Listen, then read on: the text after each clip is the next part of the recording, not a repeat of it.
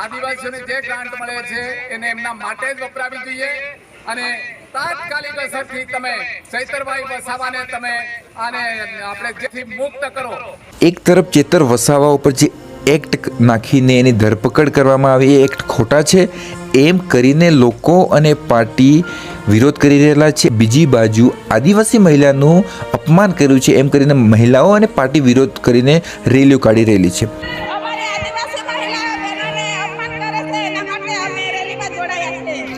સૌથી પહેલાં એ સમજીએ કે આપણે કોર્ટ નથી, વકીલ નથી, જજ નથી કે આપણે આ કેસમાં સાચું શું છે ખોટું શું છે એ જાણી શકીએ।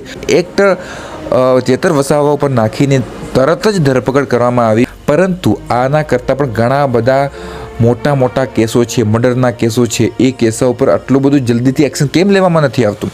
અગર પાર્ટી અને સિસ્ટમ આટલી બધી એક્ટિવ હોય તો એ કેસો ઉપર પણ તરત જ એક્શન લેવું જોઈએ, પરંતુ એના પર ક્યારે પણ એક્શન લેવામાં નથી આવતું। મોટા મર્ડર થઈ જાય છે, તેમ છતાં પણ કોઈને પૂછવાવાળું નથી, એવા કેસો પણ ઘણા બધા છે।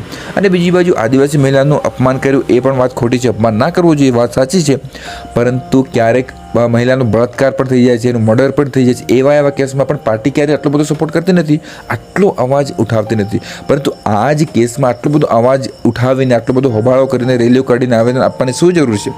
તો સૌથી પહેલી વાત તો આમાં આ ક્લિયર થાય છે કે એમાં પાર્ટીનો ઇન્વોલ્વમેન્ટ તો આમાં છે જ। પાર્ટી પોતાના ફાયદા માટે જ આ બધું કરે છે, ચાહે કોઈ પણ પાર્ટી હોય, બરાબર? અને આ પાર્ટી અને સિસ્ટમ આટલી બધી એક્ટિવ હોય તો જે ચેતર વસાવા દ્વારા જે આરોપ નાખવામાં આવ્યા હતા ઓપોઝિટ પાર્ટી ઉપર કે મનરેગાનું કૌભાંડ થયું છે અને બીજી ઘણી બધી ભ્રષ્ટાચારના મુદ્દાઓ સામે કાઢ્યા, એના ઉપર પણ એટલું જ એક્શન કરવું જોઈતું ને। અને બીજી વાત સમજીએ કે એક જ સમાજના લોકોને અલગ અલગ જુદા પાડીને અલગ અલગ રેલીઓ કાઢવામાં આવે છે, એકબીજા ઉપર આરોપો નાખવામાં આવે છે, તો એમાં કોનું નુકસાન છે? આમાં સમાજનું નુકસાન છે ને। સમાજ એકતા હોય તો સરકાર સામે લડી શકે, પરંતુ સમાજને અલગ પાડી નાખવામાં આવે, ભાગલા પાડી નાખવામાં આવે તો એનો મતલબ એમ થયો કે પાર્ટી ક્યારેય ઈચ્છતી નથી કે આ સમાજ એક થઈને રહે, એ પણ આપણે સમજવાની જરૂર છે। રિઝલ્ટ એકચ્યુઅલીમાં શું કરવાથી આવે એના પર વિચાર કરવો જરૂરી છે કે આપણે જ્યાં પણ કામ કરતા હોઈએ, જેવી રીતના કામ કરતા હોય એમાં ભ્રષ્ટાચાર કરવો નહીં અને સારી રીતે સિસ્ટમને ચલાવવાની કોશિશ કરવાની। એમાં એક વ્યક્તિ સારી રીતે કામ કરશે અને બીજો કરશે, એમ કરતાં સિસ્ટમ સારી થશે તો આ ભ્રષ્ટાચાર ને આ બધું દાદાગીરી જે ચાલે છે એ ક્યાંક ને ક્યાંક બંધ થશે। પોતાની જાતને મજબૂત કરવાની કોશિશ કરો, પૈસા કમાવો, નામ કમાવો અને પોતાની આવાજને મજબૂત કરો, ત્યારે આપણે આવાજ ઉઠાવી શકશું। અને કમજોર રહીશું તો તમે હંમેશા દબાવી દેવામાં આવશે, આપણને અલગ કરીને અંદર લડાવી નાખશે। જે આવાજ ઉઠાવતા થયા છીએ એ આવાજને પણ બંધ કરી દેવામાં આવશે, એટલે આપણે સમજવાની જરૂર છે।